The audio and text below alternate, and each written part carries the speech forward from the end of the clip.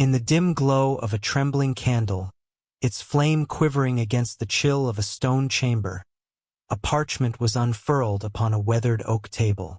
The ink, still damp, glimmered like liquid midnight, carrying the weight of kingdoms and the silent promises of rulers who had never met. Outside, the wind scraped against the castle walls, a mournful howl that whispered of secrets and the inevitability of betrayal. The parchment's seal, heavy with wax and the insignia of a distant throne, bore the authority of a monarch who never spoke of mercy, only of necessity. A figure emerged from the shadows, his cloak brushing against the frost-kissed cobblestones. His boots were silent, but for the soft crunch of gravel underfoot, each step measured, deliberate. He carried the parchment as if it were the heartbeat of the realm itself, a fragile vessel of power meant to be delivered without falter. The night around him was alive with danger, bandits, spies, and the ever-watchful eyes of neighboring lords. Yet, in the isolation of his task, there was a solemn purpose, a devotion to the unseen forces that shaped the fates of kings and commoners alike. In the courts, alliances were drawn in silence. Marriages were forged not in the warmth of love, but in the cold calculus of power. A queen's smile could mask a dagger. A king's oath could crumble beneath ambition. Every whispered promise, every nod in the shadowed corridor, was a thread in the tapestry of dominion. Some spoke of honor, yet honor was often the mask of convenience. And within these walls, the scent of ink and parchment lingered like incense, a reminder that empires were held together not by armies alone, but by the subtle artistry of secrecy.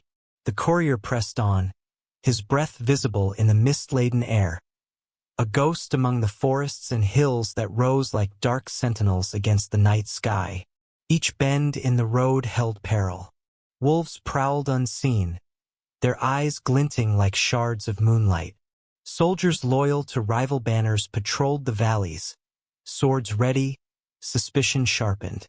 And yet, the courier moved as if time itself were bending to his will, the parchment a sacred charge that must reach its destined hands, untouched, unread, unbroken. Inside the castle, a chamber awaited. A young princess, eyes wide and aware, perched by a window where the first tendrils of dawn painted the stone with gold and rose. She was the instrument of alliance, her fate intertwined with men and women she had never known. Her father, a king of measured patience, knew that the future of his house rested upon this exchange. He listened to the silence, felt the weight of generations pressing upon his shoulders. In a single missive lay the pivot of kingdoms, the balance of loyalty and betrayal, the fragile promise of peace, and the lurking shadow of war. The ink on the parchment, freshly pressed, spoke of treaties, of lands ceded, of soldiers promised, of debts unpaid yet acknowledged. To a stranger it was mere paper. To those who understood, it was the pulse of a world in motion. Each word carved a path through history, each phrase a trapdoor beneath the feet of the unwary. Courtiers, in their silken garments, paced in anticipation, knowing that the arrival of such a message could spark celebration or bloodshed. Every whispered conversation, every glance exchanged over goblets of wine, was charged with the knowledge that trust was both fragile and lethal. As the courier traversed the rolling hills, the mist swirled around him, curling like the tendrils of a living spirit. Shadows clung to the trees, the bare branches reaching as if to snatch him from his path. He imagined the eyes that might be watching from hidden alcoves, the arrows that could fly without warning. But in the rhythm of his journey, there was a poetry, an unspoken communion between man, night, and purpose. He was a vessel of secrecy, a shadow carrying the will of kings across the treacherous heart of the land. And yet, the world of alliances was never solely composed of men and messages. There were women whose influence shaped borders, whose counsel determined the ebb and flow of power. There were ministers and scribes, each a silent architect of history, each aware that a misplaced word could unravel a dynasty. In the candlelit rooms, beneath tapestries that depicted battles long past, they moved like ghosts, their knowledge held in their eyes and gestures, the weight of unspoken truths pressing upon them like the cold stone of the castle walls. Dawn broke slowly, its light spilling across the valley in liquid gold. The courier, weary but unyielding, disappeared into the mist, leaving the path behind him empty yet resonant with echoes of the mission just completed. The parchment had been delivered, and with it, the quiet machinery of empire continued to turn. The kingdoms would rise and fall, loyalties would shift like sand. Yet for a brief moment, the delicate balance of power had been preserved by the courage of one shadowed figure moving through night. Within the castle, the princess received the message. Her hands trembled as she broke the wax seal, her eyes scanning the lines that determined her life and the fate of her people. She felt the weight of history in her palms, the gravity of choices she had never sought to make. And in that silent reading, the world held its breath. The promise of allegiance, the threat of treachery, the fragile hope that peace might endure a little longer. Outside, the wind carried the scent of wet earth and smoke, a reminder that kingdoms were never static. Battles waited beyond the horizon, betrayals lurked behind every door, and alliances, no matter how carefully constructed, remained tenuous as spider silk. Yet the candle still flickered on the oak table, its flame a solitary beacon of clarity amidst the uncertainty, a reminder that even in the shadows, intention and courage could shape the course of history. The world moved quietly, inexorably, around that single parchment. It had traveled through darkness, through fear, through the possibility of death, to reach the hands that could wield its power. And as the castle stirred, as the first voices of the day echoed through stone corridors, a question lingered in the air. Who truly held the reins of destiny? The kings? The queens? The couriers who braved the night? Or the silent agreements, forged in shadows, whose influence outlasted the fleeting lives of those who wrote them? In that moment, the empire felt both vast and intimate. A kingdom built not solely on swords and armies, but on the quiet, steadfast movements of those who understood that power is often less about display and more about discretion. The echoes of that night would reverberate for decades, unseen yet profoundly felt. And somewhere, far from the eyes of men, the courier walked on, a single heartbeat in the vast pulse of history, carrying with him the fragile threads that held empires together, threads woven of ink, of trust, and of shadow. The castle slept under a shroud of mist, its towers swallowed by the night, walls heavy with centuries of silence. Yet within, a different kind of life stirred. Not the clang of swords, nor the roar of banners, but a subtle, careful rhythm of eyes meeting across candlelit halls. A lady adjusted the sleeve of her velvet gown, the faintest twitch of her fingers sending a signal understood by few, yet weighted with consequence. In the shadows, a lord's hand rested lightly on a folded letter, the wax seal warm beneath his palm, the words inside holding promises that could topple dynasties. Here, beneath the grandeur of stone and torchlight, power was measured not in armies but in whispers. The corridors smelled of old wood, smoke, and the faint sweetness of melting tallow, a scent that clung to velvet and fur. Every footstep, every hushed laugh, was a note in a symphony of vigilance. Servants passed unaware, their own lives fleeting against the tide of schemes and secret counsels. Behind the carved doors of the great hall, eyes flickered like candles, reading intentions as clearly as if they were inscribed on parchment. A glance, a bow, a hand offered and withdrawn. All were acts of negotiation, subtle strokes on a canvas invisible to all but those attuned to its pattern. In these moments, ambition moved like a ghost, leaving traces only for the careful to follow. The first misstep could be fatal. One poorly chosen word, one letter intercepted, one smile that betrayed a secret, and the careful balance could shatter. Families fell not to the sword in the field, but to the quiet undoing of trust in chambers scented with candle smoke. A trusted ally might suddenly vanish, a favored courtier accused of treachery with nothing more than a whisper. And yet, this precarious world was alive, pulsing with a tension that sharpened every thought, every gesture. Lords and ladies became masters of reading silences, of interpreting the pauses between words. Their survival depended on perception as much as on steel. In the small hours, when the halls were empty and the flicker of torches cast long, wavering shadows against stone, clandestine meetings convened. A hand slipped from behind a tapestry, bearing a folded message.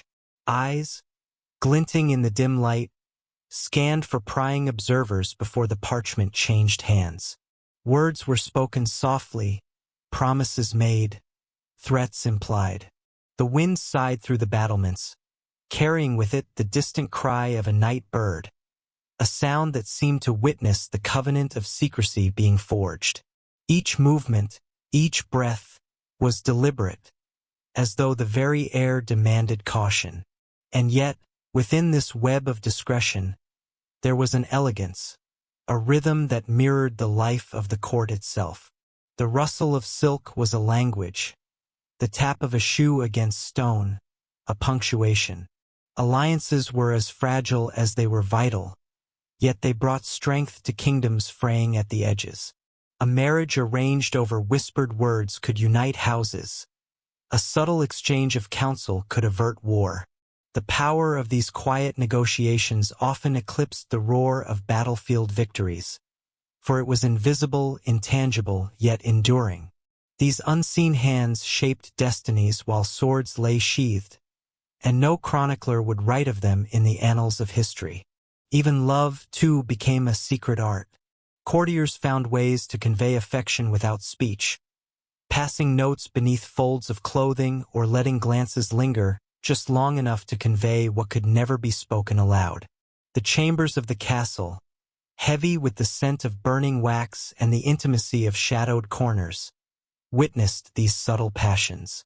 Betrayal could spring from desire, yet desire also fueled loyalty, binding hearts to houses and ambitions to fates. In this intricate dance, every choice, every glance, carried weight.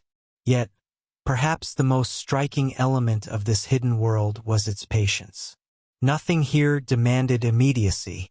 A plan could be laid and nurtured over months, sometimes years, before revealing its impact. Lords and ladies moved like chess pieces across the board, calculating steps, anticipating reactions, and exploiting the spaces between actions. The slow unraveling of intention created a tension that hummed beneath the surface, a constant current in the quiet of candlelit halls. Even the faintest crack in decorum could shift balances, turning allies into adversaries and friends into enemies. Every shadowed corridor and locked chamber became a theater for these dramas. At times, the castle itself seemed complicit in these schemes, stone walls absorbing secrets like the earth absorbs rain. Towers and turrets offered vantage points for spies, while cellars and hidden stairways became conduits for confidential exchanges. The architecture, built for defense, was co-opted into the subtler arts of influence. Silence, too, was a weapon, filling spaces where words could betray, and magnifying the weight of a gesture or glance. In this world, to be unseen was to be powerful, to be understood to survive. As dawn crept over the horizon, spilling pale light over the battlements, the quiet of the night lingered. The players in this shadowed drama retreated to their private chambers, folding the night's negotiations into memory and calculation.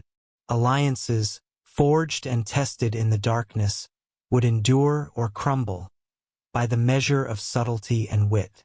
The castle, proud and silent, held its secrets tightly, knowing that its true strength was not in stone or sword, but in the quiet mastery of those who walked its halls with eyes open and hearts alert. And so, beneath the grandeur and spectacle, power thrived in the unseen. Lords and ladies, bound by ambition and survival, wove their intricate tapestry of loyalty, betrayal, and discretion. A glance could save a life. A word could destroy a family. Every secret exchanged in the flickering candlelight carried with it the pulse of kingdoms. And as the morning fog lifted, revealing the spires against the pale sky, the quiet work of influence continued, unseen by the world, yet shaping it in ways that no battle ever could. A single torch sputters in the drafty grand hall, its flame trembling like a heartbeat in the cold stone chamber. Shadows stretch across the walls, reaching like fingers toward the vaulted ceiling. At the center hangs a tapestry, vast and intricate, its threads whispering secrets older than the kingdom itself. Each stitch is a story, each knot a vow unspoken, a promise forged in silence. The hall is empty save for the soft scrape of needle against thread, a rhythm as deliberate as a pulse in the stillness. An old woman leans over her work, her hands gnarled like the roots of an ancient oak, veins raised beneath skin tanned and lined by decades of labor. Her eyes, sharp beneath drooping lids, scan the tapestry as if reading the faces of the long dead. She does not merely sew. She remembers. She remembers kings who bent their shoulders under the weight of crowns too heavy for any mortal spine, queens whose eyes, though bright, hid calculations colder than winter stone. These rulers chose alliances not of heart, but of strategy, a delicate balance of power maintained through whispered counsel and carefully hidden intent. The scent of aged wood mingles with the smoke curling from the lone torch. It is a smell of history, of halls where decisions were made in silence, of chambers where swords lay untouched while tongues wove webs of influence. The needle moves again, piercing the fabric with purpose, leaving behind a tapestry of intent and consequence. Each color is a life, each line a bond. The deep crimson of a pact sealed in blood, the gold of promises glimmering but fragile, the muted gray of loyalty tested and broken. The weaver's hands trace these paths as though guiding the ghosts themselves. She pauses, her gaze fixed on a segment depicting a royal marriage. The king stands tall, his armor gleaming, a mask of confidence over hidden dread. The queen beside him smiles politely, a smile that does not reach her eyes, her fingers resting lightly upon the hilt of a dagger concealed beneath her sleeve. They are not united by love, she knows. They are bound by necessity. The kingdom requires unity, and the throne demands stability, yet the threads reveal the cost. Hushed resentment, quiet despair, the constant shadow of betrayal. In the flickering light, she imagines their whispered conversations, the subtle maneuverings, the silent agreements that held the realm together while hearts remained distant, unclaimed. Outside, the wind presses against the castle walls, rattling shutters and rattling chains in the dungeons below. It carries the faint echo of market cries, the scent of wood smoke, the distant bray of horses, reminders that the kingdom lives beyond these stone walls. Yet within, only stillness and the meticulous dance of the weaver's needle exist. Each movement is deliberate, each stitch a tribute to those who ruled with patience and cunning rather than sword and shield. She recalls the treaties born from nights of sleepless negotiation, the alliances brokered in shadows where even the bravest dared not tread. A shadow moves in the corner of her vision, though the hall is empty. Perhaps it is the memory of a diplomat slipping a sealed scroll beneath the door. Perhaps a queen's hand brushing against the arm of a trusted advisor. Perhaps it is the past itself, refusing to be forgotten. The tapestry captures them all. The fleeting gestures, the tightened grips, the glances that speak louder than words. A kiss on the cheek, polite but hollow, carries the weight of 100 unspoken threats. A handshake across polished wood conceals intentions darker than the night outside. Each thread is alive, humming with the tension of lives intertwined not by choice but by obligation. She leans closer, the torchlight reflecting in her eyes. There is a scene near the center. A council of nobles, their faces a mixture of ambition and fear. Fingers point, voices raise, yet no one truly speaks the words that matter. Agreements are made in nods, in sidelong glances, in letters burned before they can be read. And in the quiet corners, those who see all and speak little chart the kingdom's fate. The weaver remembers the weight of their silence, heavier than iron, more binding than chains. She threads the final loop, sealing the moment in fabric, immortalizing their restraint, their cunning, their sacrifices. The tapestry stretches before her, a map of power traced in yarn.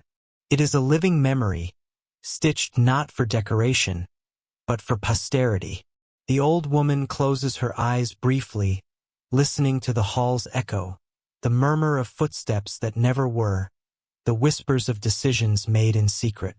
She feels the ghosts of rulers, advisors, and betrayers brushing against her, their lives entwined in patterns of ambition and survival. Each thread is a lifeline, each weave a story of compromise, courage, and quiet ruthlessness.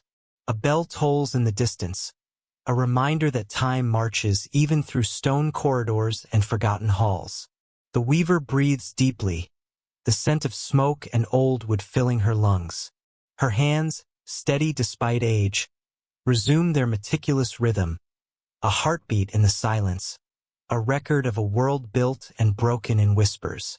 She knows that the tapestry will outlive her, that future eyes will trace its patterns, feel the weight of its stories, and perhaps glimpse the truth behind the gilded facades of kings and queens.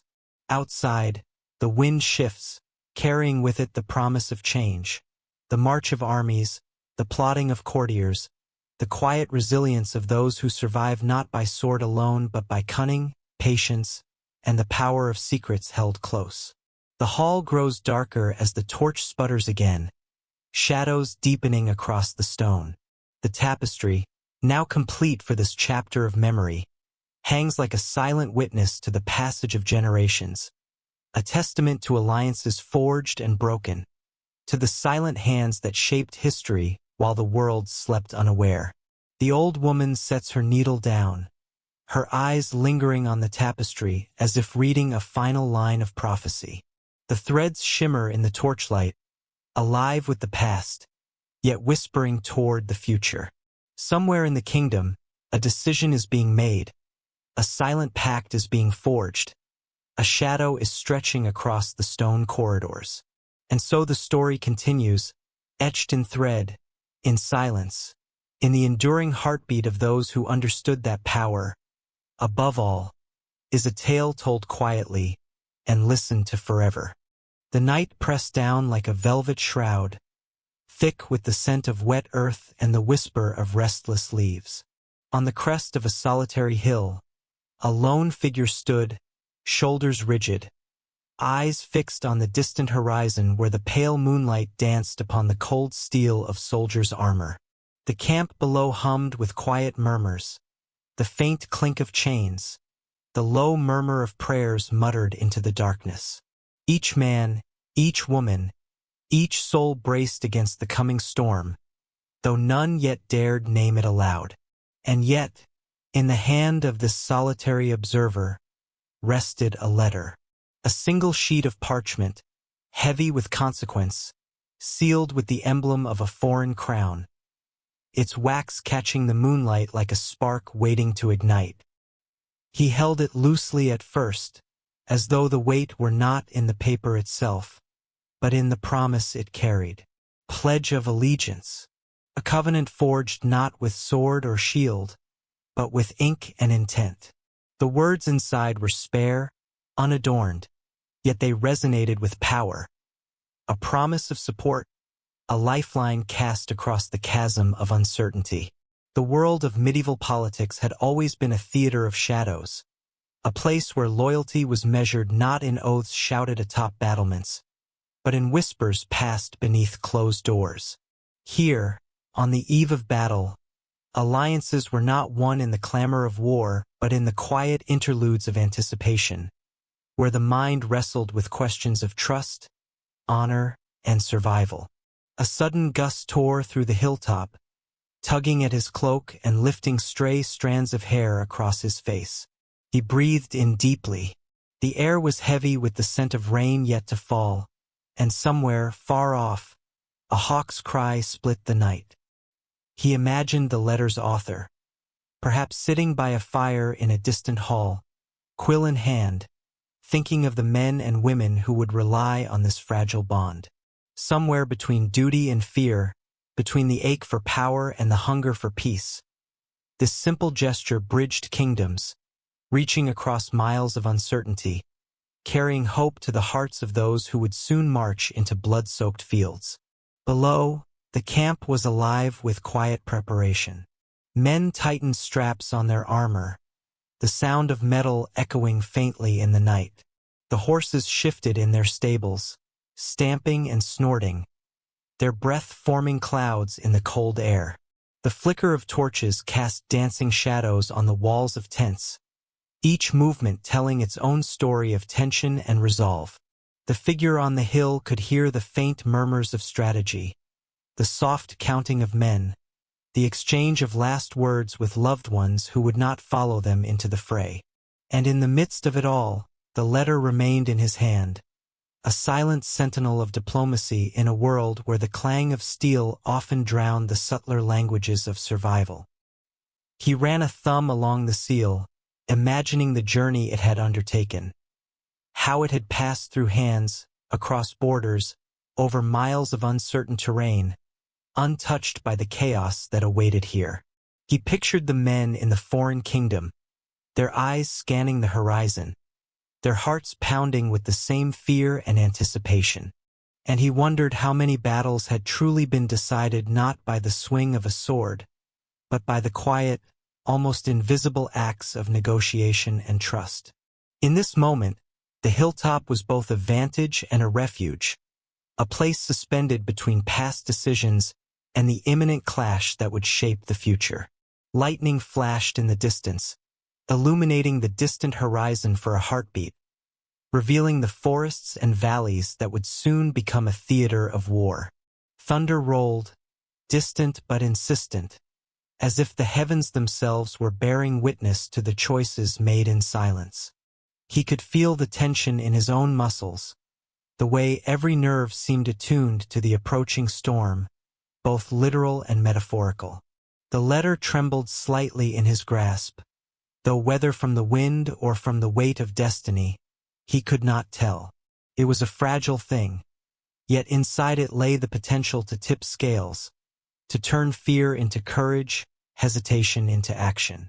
One decision, one piece of parchment, and the course of history might shift. He lowered his eyes to the letter once more, imagining the faces of the men he would command come dawn. Their faith in him, their loyalty to their cause, fragile yet steadfast. And he realized that leadership in this world was as much about understanding the subtleties of trust as it was about strategy. Every king, every general, every diplomat knew the truth. Battles could be won with sword and shield, but kingdoms were held together by moments like this, when the silence of night was louder than the roar of armies. The letter was not merely a promise. It was a lifeline, a testament to the fact that even in a world ruled by violence, the unseen threads of allegiance could shape destinies. The wind picked up again, carrying the distant scent of rain and the subtle metallic tang of blood yet spilled. He closed his eyes briefly, letting the sounds and smells envelop him. The rustle of leaves, the groan of timber in the camp, the soft whistle of the wind across the hill. And then he pictured the dawn, when torches would be lit, banners unfurled, and the soldiers below would march into history. The letter's presence was a quiet reassurance, a counterpoint to the chaos that awaited. It whispered that even in the heart of war, there were moments of foresight, of care, of connection across borders and hearts. That history, though written in blood, often began in silence. Finally, he tucked the letter close to his chest, the wax seal warm against his palm, a talisman against the uncertainties to come. He turned from the hilltop, descending toward the camp, every step measured, deliberate, mindful of the lives that depended on the choices he would make in the hours ahead. Above, the moon waned, clouds drifting like specters across its pale face. Somewhere in the distance, the first rumble of battle seemed to stir in anticipation. Yet here, in the quiet moments before dawn, there was still the possibility of hope. The promise of allegiance, forged in silence, would follow him into the fray, a reminder that courage and strategy were intertwined with trust, and that the world of men was shaped not just by the clash of steel, but by the inked words that preceded it. As he reached the edge of the camp, he paused, glancing back at the hill, at the place where the letter had briefly rested in the moonlight. The wind tugged once more at his cloak, as if urging him forward. Somewhere beyond the fields, beyond the forests, the fates of kingdoms hung in delicate balance. And yet, for a fleeting instant, he allowed himself to feel the weight of the letter's promise, to let its quiet strength anchor him. The battlefield awaited, but he carried with him more than armor and sword.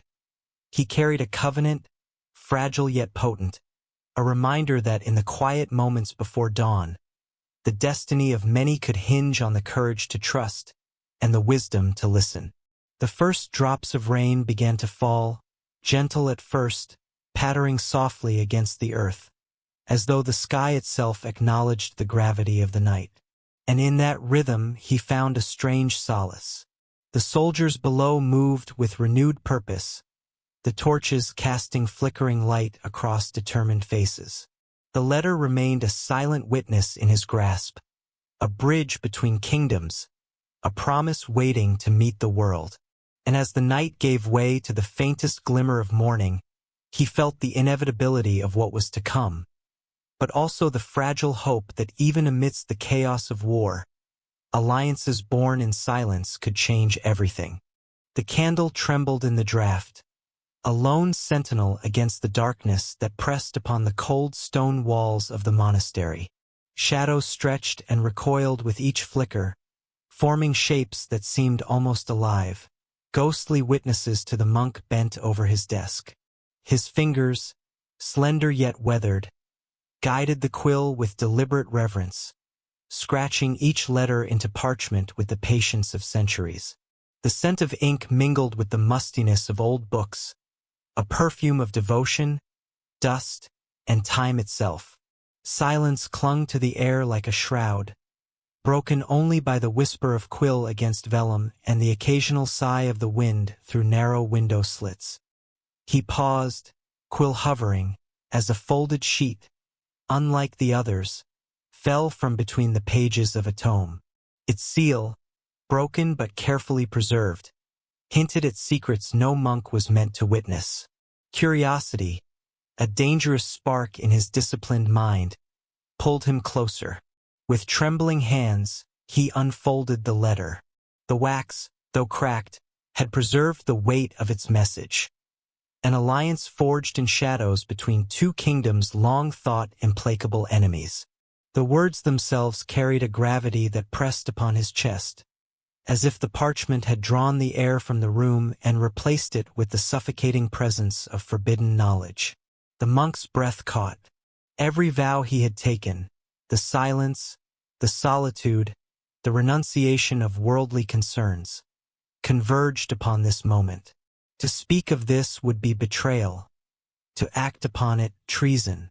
And yet, the weight of the knowledge was a stone in his mind, pressing him to acknowledge that the currents of power flowed not only in courts and battlefields, but also through the quiet recesses of a single cell, a single hand that might carry the truth into the world.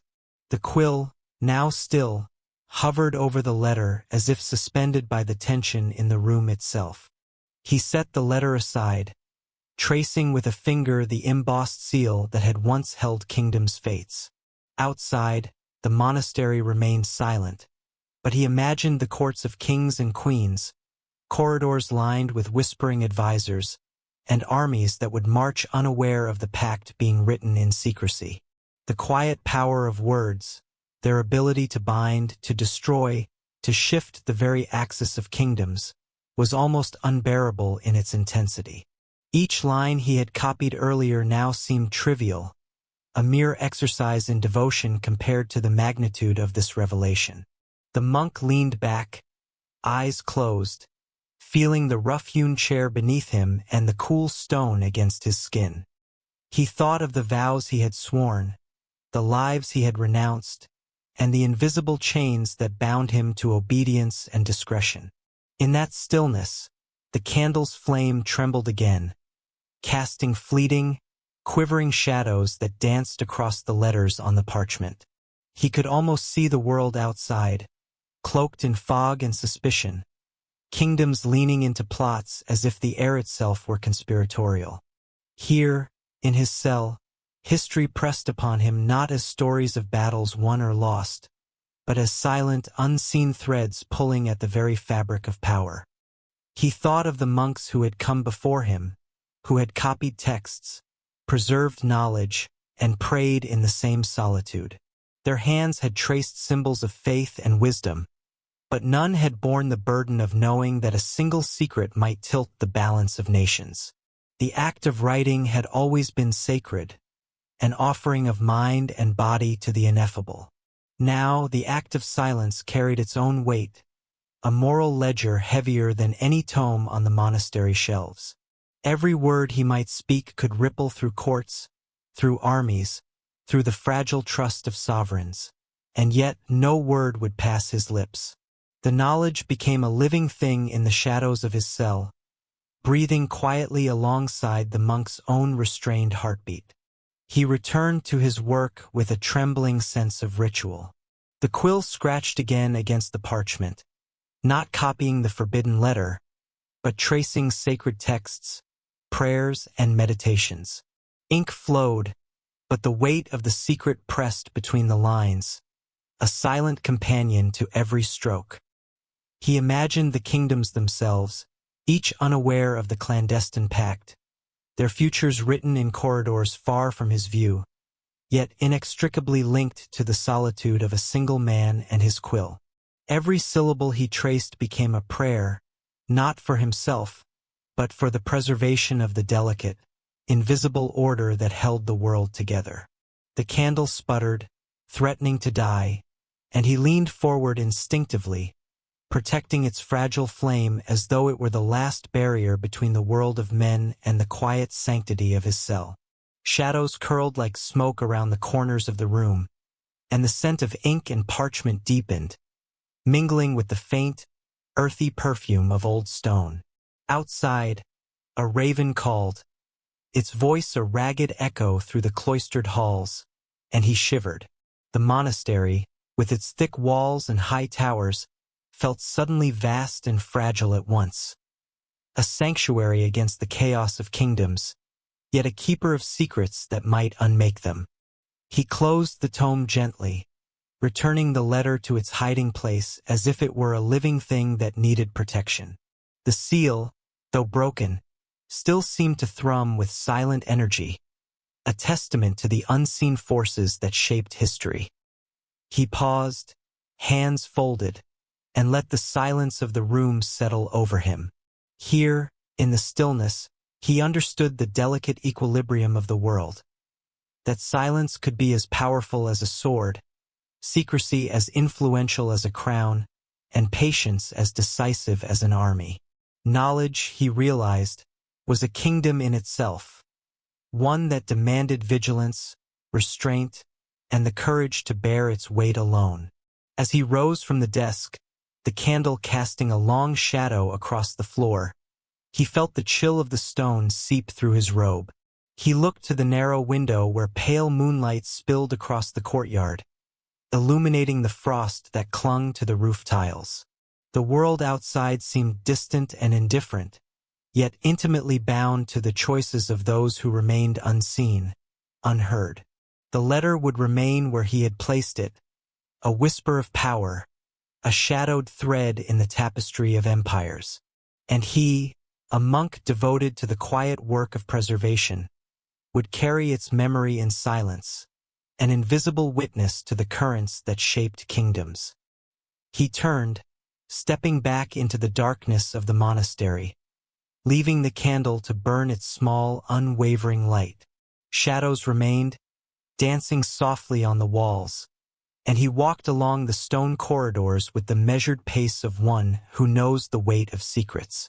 The alliance, the words, the very knowledge itself, had passed through his hands, leaving an echo in the chambers of his mind. In the solitude of his cell, amidst the scent of ink, dust, and candle smoke, he understood that the true power of history lay not in the battles fought or the crowns worn, but in the quiet vigilance of those who guard its truths in silence. And as the first light of dawn crept through the narrow windows, painting the walls in a cold, pale gold, he felt the delicate tension of a world poised on the edge of revelation. The kingdoms would move, the kings and queens would act, but here, in the shadowed monastery, the secret remained untouched, a silent testament to the unseen hands that guide the fates of men. In that quiet, he realized that the weight of knowledge was not a burden merely to be borne. It was a responsibility, a covenant with history itself, and with the fragile balance that sustains the world. The market square thrummed with life, a living heartbeat beneath the gray stretch of the sky. Sunlight fractured through drifting clouds, scattering in fragments over cobblestones slick with morning dew. Merchants called their wares with voices sharp as knives. Apples rolled in the dirt, clattering into baskets. Copper coins clinked and rattled, their sound swallowed quickly by the roar of haggling voices.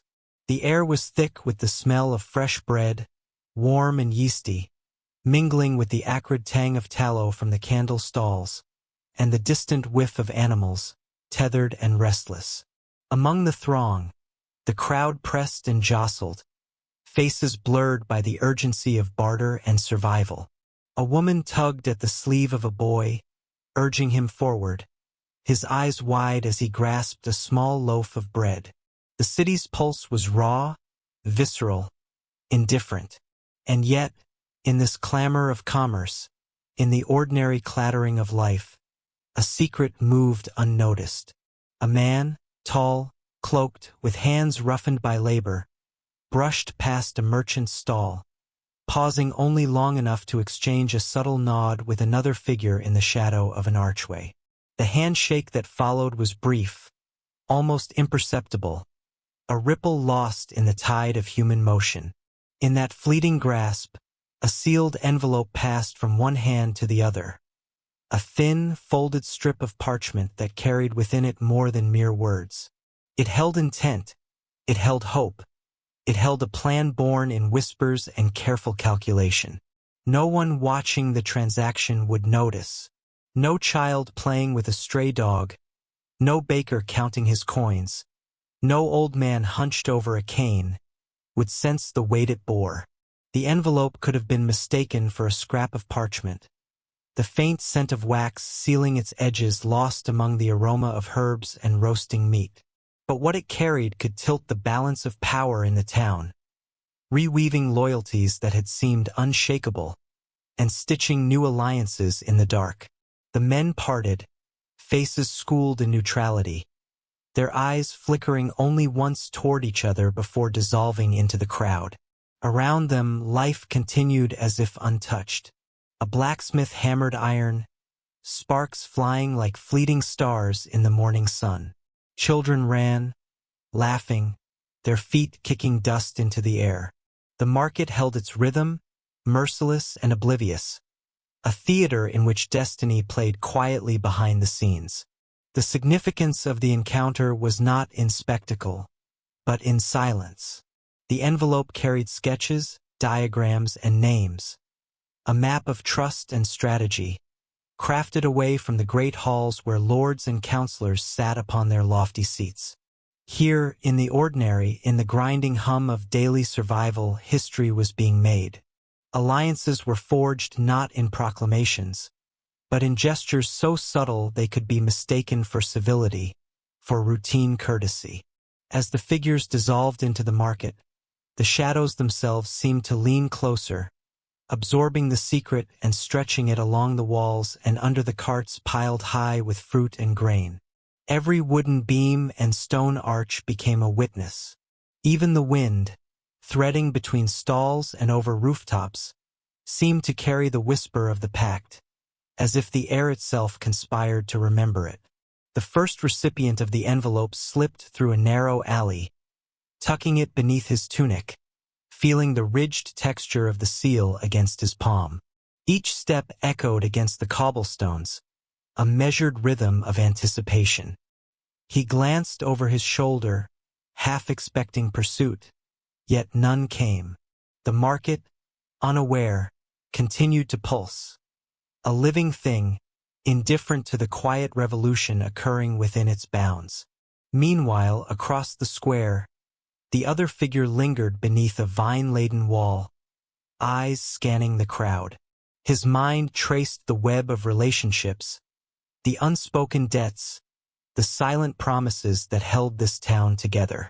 He knew that in a week, perhaps in a day, perhaps within hours, the plans laid down in the envelope would unfold, shifting allegiances and loyalties like pieces on a chessboard. And yet, in that moment, the market swallowed him whole, a single pulse in its vast, chaotic heartbeat. Merchants shouted again, louder now, their voices sharp with insistence. A dropped coin rolled along the stones, coming to rest near the edge of a fountain where pigeons cooed and pecked. The man's eyes followed it briefly, then turned upward, catching sight of banners flapping above the marketplace.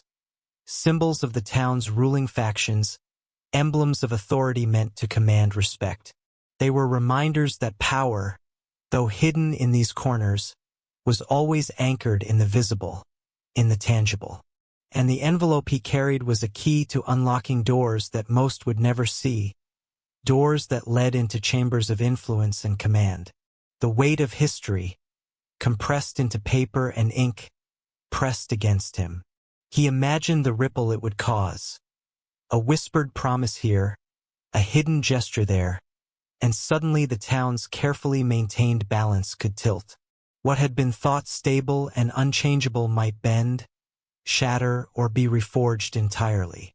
The lives of the people who bartered, laughed, and fought for bread would remain unaware, yet their fates would turn with a subtlety that left no scars, no blood, only the unseen hand of strategy guiding events from shadow to shadow.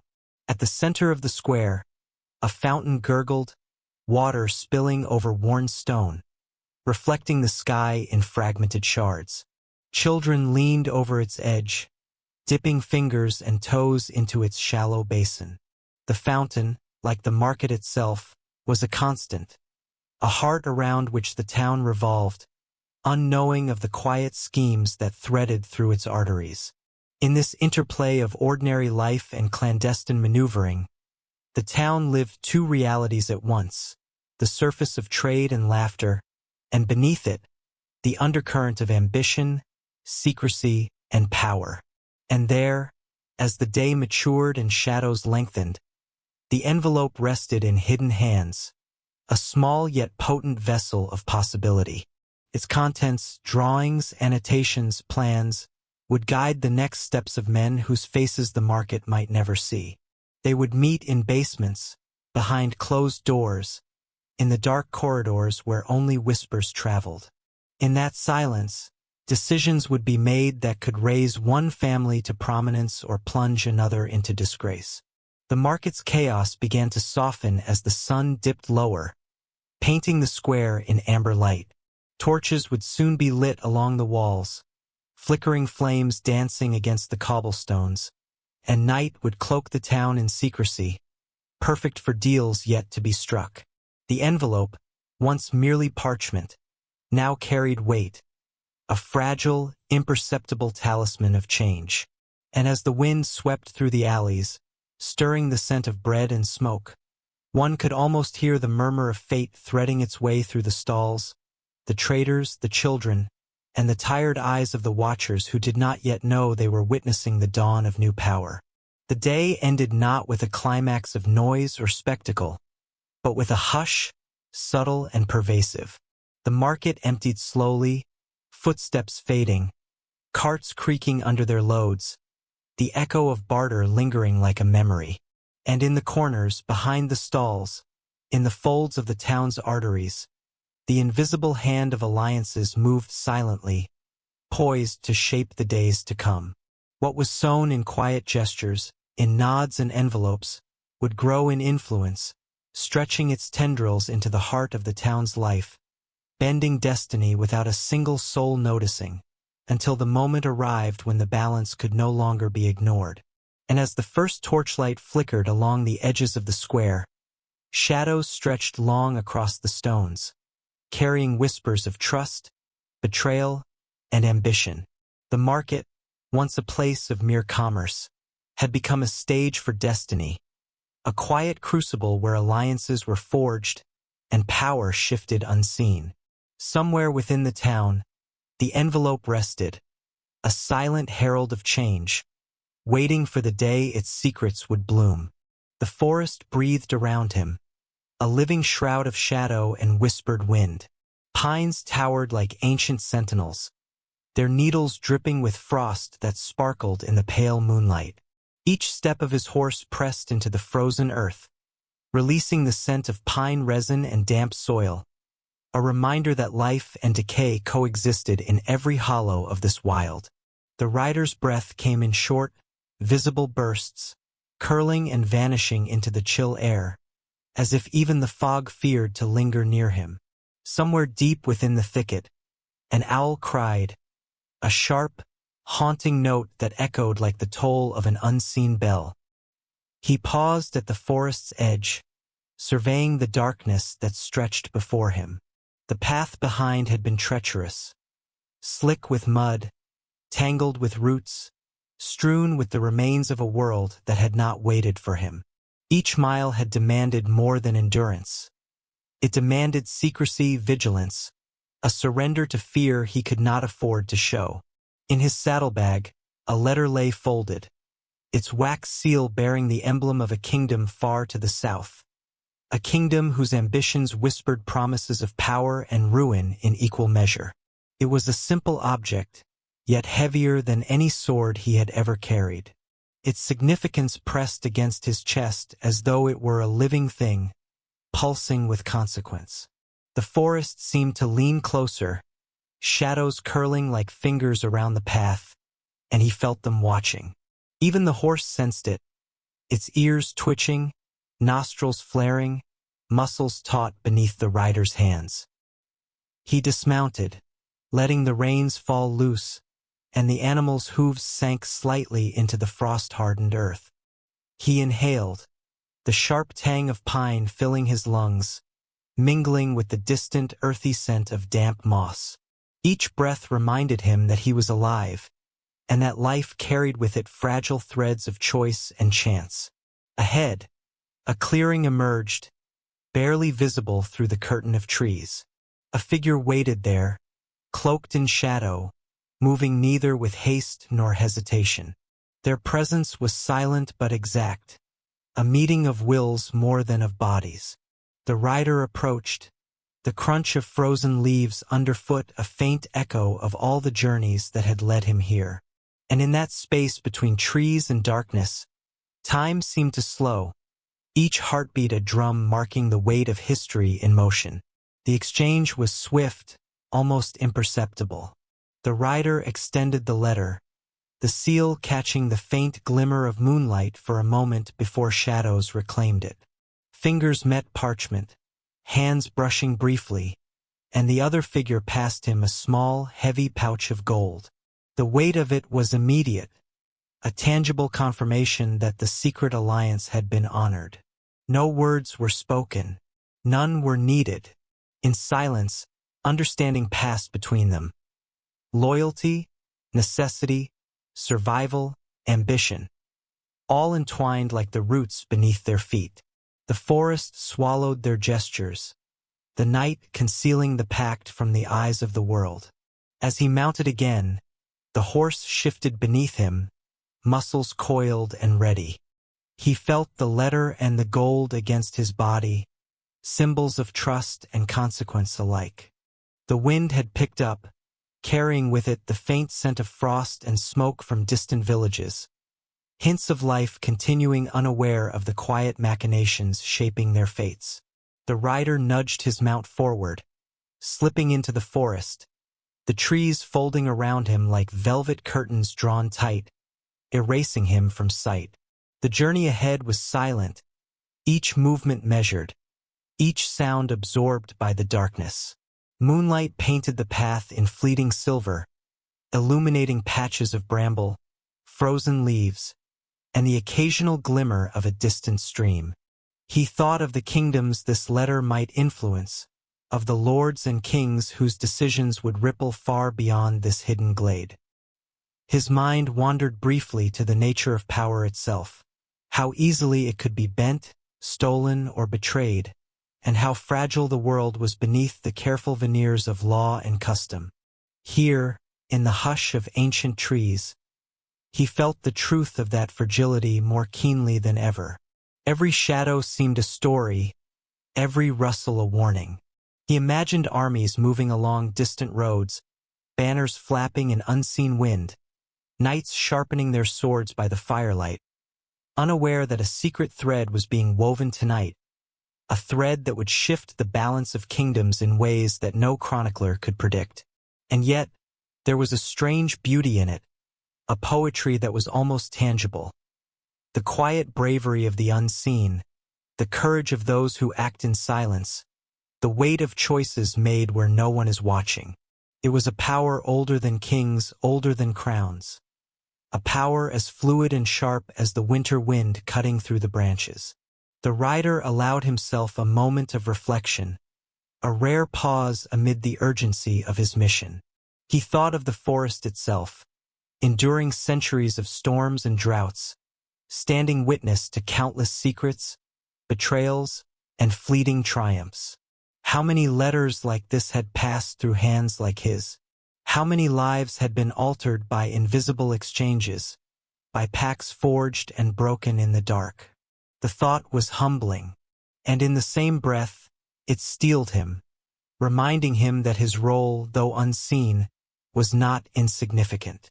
The future of kings and commoners alike might hinge on the contents of that folded parchment, resting against his chest like a heartbeat in paper.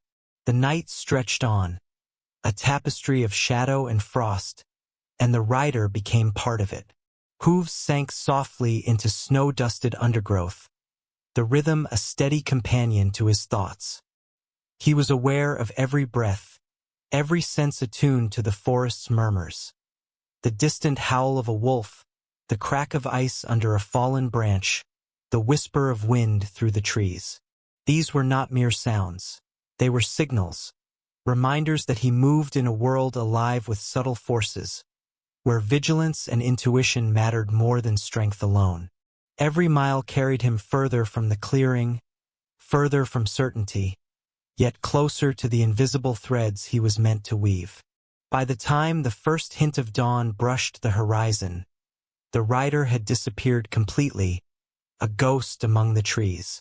The clearing was empty, save for the lingering scent of horses and pine, a faint imprint of human passage quickly reclaimed by the forest. Behind him, the world slept, unaware that a secret had been exchanged, that power had quietly shifted, that ambition had found its emissary. And ahead, the path twisted further into darkness and light, uncertainty and purpose, danger and hope, an unbroken road stretching toward the heart of history yet to unfold. In that quiet aftermath, the forest held its breath, as if acknowledging the weight of the alliance just formed. It would remain hidden, invisible to chroniclers and historians, known only in the subtle shifts that followed. A lord's glance lingering a little longer, a council's decision swayed by unseen influence, the quiet triumph of those who move unseen through the currents of power. The rider had vanished, yet the consequences of his journey would ripple across kingdoms, shaping fates with a gentleness that was also ruthless, with a silence that was deafening.